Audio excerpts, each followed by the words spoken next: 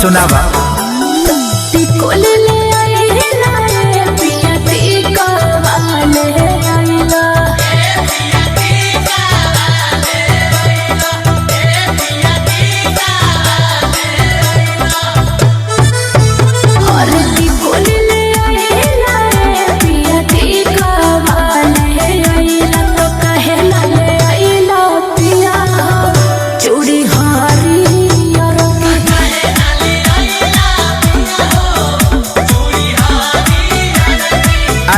तो ये खातिर वो फूल ले बाड़ू। अरे हम हर जल घरे करे नहीं हमके शॉपिंग करे सुना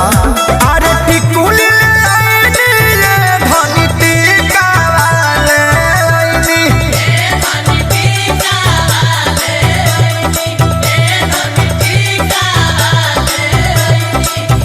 अरे टिकुली ले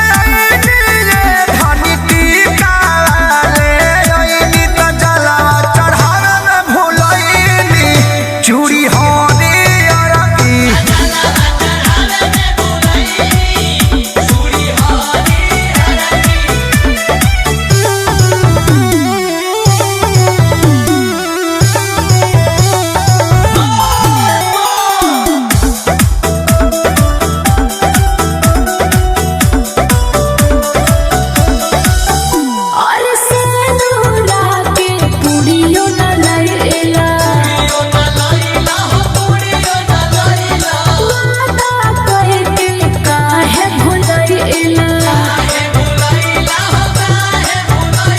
अरे तो का करे हाँ बाबा के भगवती में लीन रहनी पैदल चलल दिन रहनी हई सुना अरे गजरा ले लाए पिया गजरा ले लैला